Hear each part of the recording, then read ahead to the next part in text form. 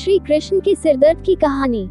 राधा और कृष्ण के प्रेम के बारे में कौन नहीं जानता है। कहते हैं कि कृष्ण और राधा का विवाह नहीं हो पाया था, लेकिन दोनों में इतना प्रेम था कि आज भी दोनों का नाम एक साथ लिया जाता है। श्री कृष्ण का राधा के लिए प्रेम और राधा का श्री कृष्ण के लिए समर्पण देखते ही बनता था।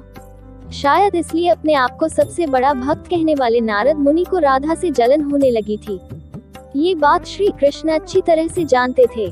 एक दिन राधा के बारे में बात करने के लिए नारद मुनि श्री कृष्ण के पास आए। ये बात श्री कृष्ण को पता चल गई थी। जैसे ही नारद मुनि वहां पहुंचे, तो श्री कृष्ण उन्हें देखकर अपना सिर पकड़कर बैठ गए। नारद मुनि ने श्री कृष्ण से पूछा कि क्या हुआ प्रभु, आप ऐसे अपने सिर को पकड़कर क्यों बैठे हैं। श्री कृष्ण ने कहा, हे नारद मुनि, मेरा सिर दर्द कर रहा है।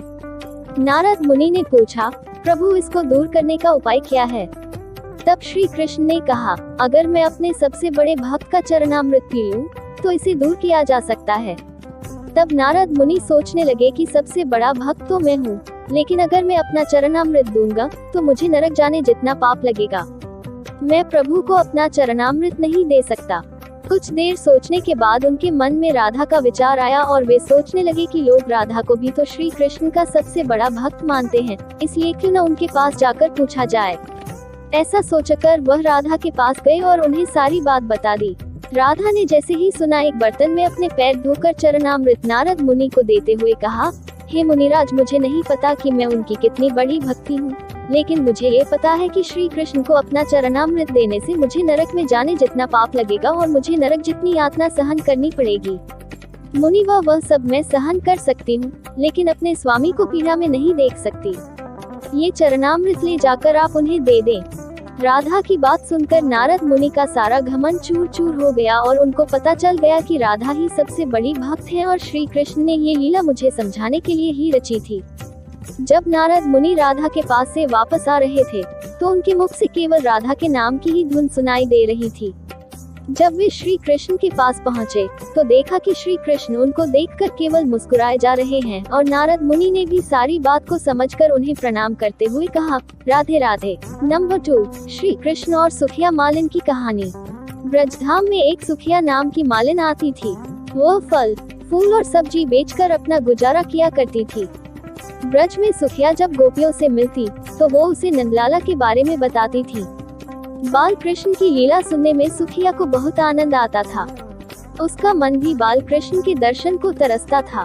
सुखिया श्री कृष्ण को देखने के लिए घंटों तक नंद बाबा के महल के सामने खड़ी रहती थी, लेकिन उसे श्री कृष्ण के कभी दर्शन नहीं होते। भगवान कृष्ण तो अंतर्यामी हैं, उन्हें तो सब पता चल जाता है। जब उन्हें पता चला कि सुखिया उनकी परम भक्त है, तो उन्होंने सुखिया को दर्शन देने का निर्णय लिया। अगले दिन सुखिया ने नंद महल के सामने आवाज दी, फल ले लो फल। सुखिया की आवाज सुनकर श्री कृष्ण दौड़े चले आए। नंदलाल को अपने सामने देखकर सुखिया की खुशी का ठिकाना न रहा। सुखिया ने नन्हे कृष्ण को बहुत से फल दे दिए। फल की कीमत चुकाने के लिए श्री कृष्ण बार बार महल के अंदर जाते और मुट्ठी में अनाज लाने की कोशिश करते, लेकिन सारा अनाज रास्ते में ही बिखर जाता था। सुखिया को भगवान कृष्ण 2-4 दाने ही दे पाए। सुखिया के मन में इस बात का कोई मलाल न था। वो तो बहुत खुश थी कि आज उसने अपने हाथों से भगवान को फल दिए और उन्होंने वो फल खाए। सुखिया मुस्कुराती हुई अपने घर पहुंची।